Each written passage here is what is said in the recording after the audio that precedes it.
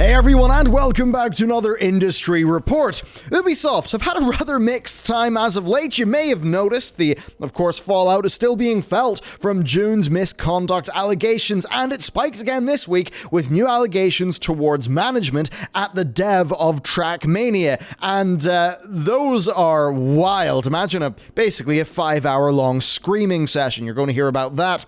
It's been a bit of a rocky road for Ubisoft as well, of course, between this stuff happening. There's the Tom Clancy's Elite Squad situation, and then them prattling on about their new suite of quadruple A games. Not that any of us actually know what quadruple A actually means from a consumer's perspective.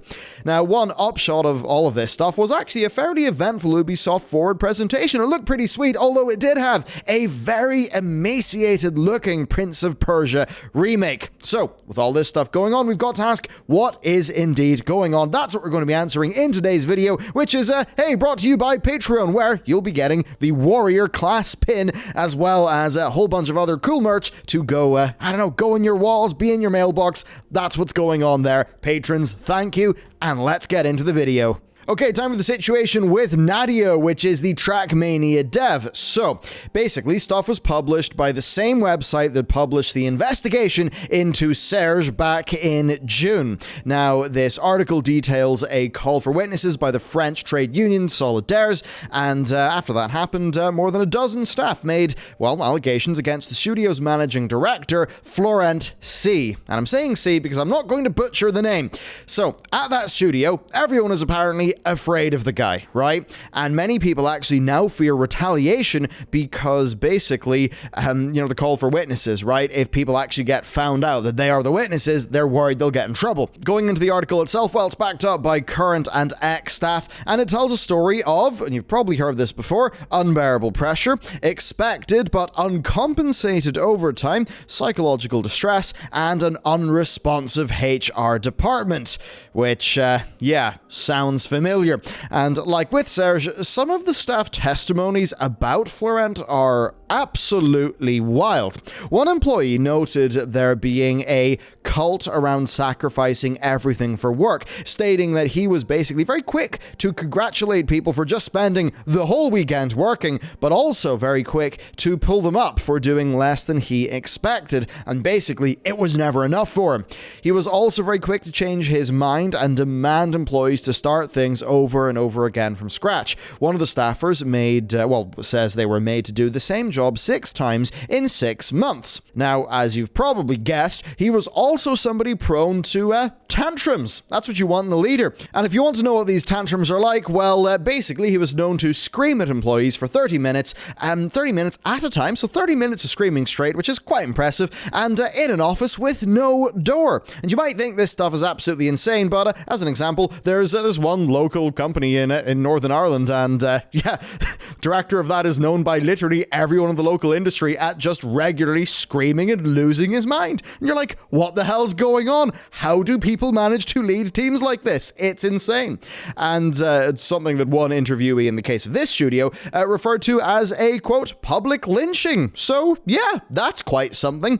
Others were more private, though. Florent liked to lock himself and an employee up for hours in the studio kitchen, which, as an aside, does seem really, really inconvenient if you, say, wanted a cup of tea. But also, what happened seems to be insane.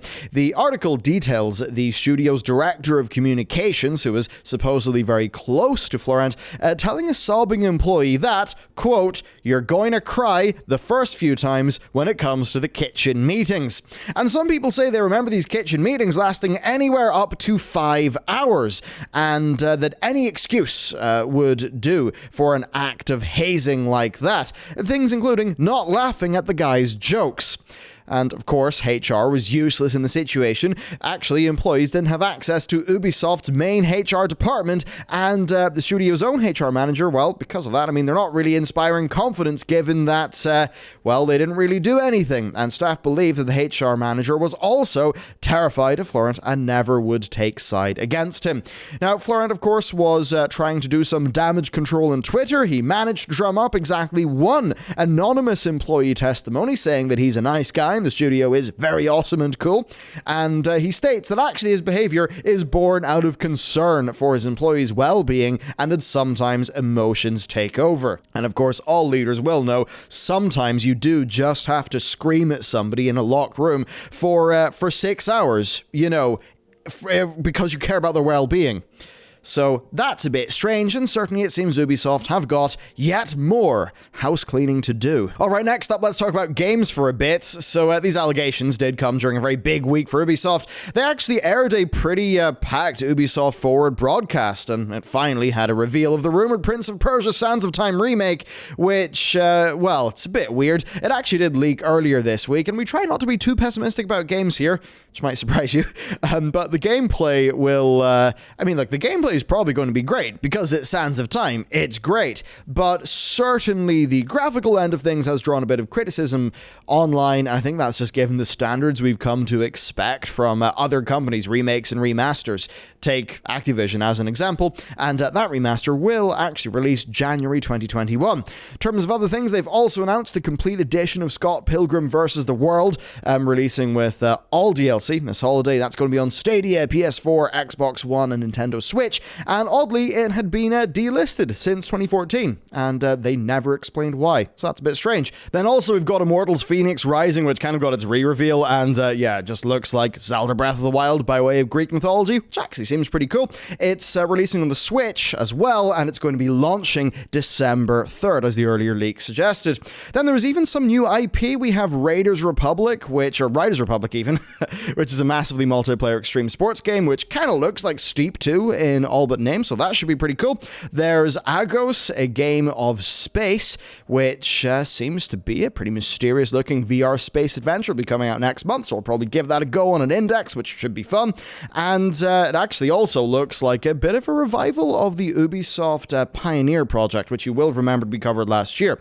Now, something we didn't hear about is Ubisoft's slate of quadruple A games. Who the hell knows what they are? We already knew we wouldn't be hearing from Skull and Bones this time around, but there was also nothing from Beyond Good and Evil 2, or the other quadruple A titles that are in development at Ubisoft Berlin and Bordeaux. So that's a bit weird, and to be honest, I'd like to know, what the hell does Ubisoft actually think quadruple A means? What does it mean for us? So yeah, between new announcements and details and updates for Hyperscape, Siege, For Honor, and Watch Dogs Legion, this show should have been a home run. Sadly though, the biggest announcement of the night wasn't even part of the Forward broadcast and actually aired separately on Twitter of all places just before the show. And yes, it's another apology from Yves, the CEO of Ubisoft. Now, Ubisoft say it wasn't included in the live stream because of time constraints, which seems a bit weird. I mean, it shouldn't be that hard to do that, but they're going to be working hard to ensure the standalone video is included in VOD versions of the broadcast. Now, this is weird because this whole situation has been known about for weeks, so I don't think that excuse cuts it. I think far more likely Ubisoft didn't want to ruin their nice marketing opportunity with, candid details about what they can actually be like. But anyway, he finally addressed the reports of what's been ingrained in the company culture for years, and he stated that he is committed to leading change, but that real change will take time. And he highlighted that yes, many individuals have been removed or have been sanctioned, and that Ubisoft is working to improve its internal processes, plus also an increased investment of $1 million over 5 years into Ubisoft's graduate scheme as a way to basically create more opportunities for underrepresented groups. Will that stuff work? I mean, what, in this universe of kitchen meetings and, manipulation, it's weird. Like, what sort of company will shield people like the Trackmania studio lead? Like, what's going on there? Remaking something 6 times in 6 months. That's just inefficient. So even in that situation, I have to think it's like, if the staffer isn't good enough, then why are they at the company? Right? And if it is the case they're actually good enough and it is just bad leadership, then that's exactly that. That's just really bad leadership. And if it turns out that they are good and they're not actually being effective in their job, well, is that because of their quality as an individual, or is it because of the work environment that they're being subjected to? I mean, if we're to assume that everyone, actually got their job based on merit in that studio, which I would assume is the case, then every single thing just points towards terrible leadership. And that's a situation where it's like, that terrible leadership will mean that your games will run over budget and will take longer than expected to make. In which case, why are those people being shielded by upper management? Like, even from a super pragmatic, only caring about the numbers situation, yes, that bad leadership led to a lot of torment and terrible situation for staff, but it also must have led to inefficient development, bad allocation of resources. So even from that perspective, you kind of wonder, like, the ramifications of just levels of mismanagement like that must have been seen in projects being late, things not being up to snuff. So surely, even by way of those sort of effects of bad leadership and the guy being a dick, surely that should have been noticed and then investigated and then the bad stuff found out. It's like, what the hell's going on? Yeah, I don't know. Ultimately, I think the way for these things to change, like, it's not for companies to make big flashy announcements that are PR friendly. It's, for, like, I mean, it's for them to actually be sort of punished in the market by what's going on, be that sales of their games or, say, the jobs market and people not wanting to work for them. And that's where it gets to the challenging thing of the easiest or the sort of most important way that can change is for people to decide to use their foot vote and to quit and to say enough is enough, I'm not going to be okay with this type of treatment. But then the tricky thing there is using your foot vote is fine if you know you're financially secure. So that's the problem. Not everybody can be in that position where if they're treated terribly, they can just say, yeah, well, screw you, I'm out. They can't do that, and that leads to people feeling trapped, which then just sort of perpetuates these bad things happening. So it's just a bit weird. Now, finally, Eves did actually wrap up with an apology and basically a mention of the inappropriate material that appeared in one of Ubisoft's recent mobile games. Yeah, it's weird. Like, the thing he's referring to is Tom Clancy's Elite Squad, but he didn't mention it by name. Now, what happened there is they used a black fist on a white background, or wasn't a white background, but like a black fist style graphic for an in-game antagonist group. And the in-game version of the emblem belongs to a fictional anarchist group described as taking advantage of civil unrest to generate more chaos and to weaken governments. So that's what they do as group Umbra in the universe of that game. Now, in their initial apology, Ubisoft called the imagery insensitive and harmful in both its inclusion and how it was portrayed. And Eves' apology, it's weird. It never mentioned the game, but they did say they'd make another donation to the NAACP Legal Defense Fund. And he did say that, this is a type of oversight that cannot happen again and that safeguards have been put into place.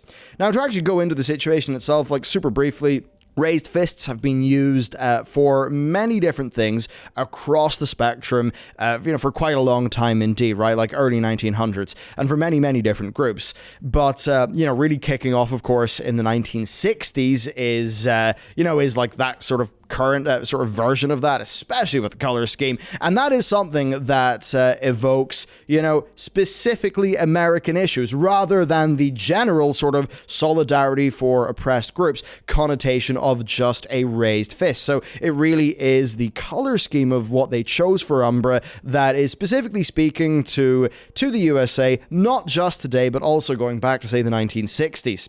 So was this meant to tie into the current US sort of instability and what's going on there? I would imagine not, given how game development has a pretty long timeline. But that said, look at the logo. I mean, is that imagery that's basically the same? I mean, yes, it is. And given the nature of the game and, who the player is, then that's going to be a very bad look for Ubisoft. And ultimately, or well, I guess overall, I think it's incredible that nobody managed to think it was a good idea to modify this or to change it. I mean, even just pragmatically, this was clearly a dumb as hell move. It just sort of beggars belief that they thought they could get away with this. And I mean, if this somehow is them trying to intentionally put in that specific imagery to evoke a sort of modern, edgy feel to get some clicks, then wow, that would be really bad. Now, if you look at another game, Call of Duty Black Ops Cold War, that does a far better job of sort of cashing in on modern sort of trends in society, right? Because that's a game, the marketing of which clearly cashes in on US societal instability. But you can see they did it in a far, far more successful manner, and I suppose one that wasn't as blunt as basically having real life groups logo kind of be in their game. So that's, oh boy, that's it's just the sort of thing where you kind of how many people rubber stamped that? How many people saw that and was like, yeah, that's fine, we'll put that out. This will never blow back on us. Insane. I don't know how it happened. Now, Eves also did avoid mentioning that his son is the co-managing director of the Elite Squad studio, and actually there's a lot of family ties and seemingly a bit of nepotism going on at Ubisoft, so that's not a great look, and it does, it just kind of undermines things, I guess. So, yeah, obviously pretty damn bad. So overall, it's been a mixed week for Ubisoft, and Eves & Co. do seem to, at least publicly and externally, be genuinely trying to, affect some change here, but you do always have to wonder, how performative is this stuff? Is it just so that they're okay again? Because ultimately, they were, it seems like they were fine with this stuff going on when it was quiet. Like, how could they have not known? Especially if they had HR departments effectively quashing stuff. That will have meant the HR departments will have known that that stuff was happening, and, why are they not speaking up about it? Very weird. Now, the purging of cretins at the company is certainly a start here, but they're always going to be wrestling against the public just mistrust, right? At least for a good long while, and I think that's the sort of thing that is not helped by the apology from Eves being aired separately to Ubisoft Forward. Now, as far as the games go, yes, this week's Forward broadcast was probably one of the company's most broad showings, and it really should have been a win, but the ongoing just situation around the company itself does ruin it a bit. And then seriously, what's going on with Prince of Persia? I guess it's a sort of thing where that's probably more of a HD edition than a remaster, and in a world where the likes of Toys for Bob exist and they do what they do with Activision, yes, something like that Prince of Persia is not really going to look too good. So, there you go, that's a catch-up of the Ubisoft situation. It's a little bit grim and tiresome, isn't it? Yeah, so not that fun. Anyway, that's it for me. Thanks for watching today's video, and with that said, I'll see you next time.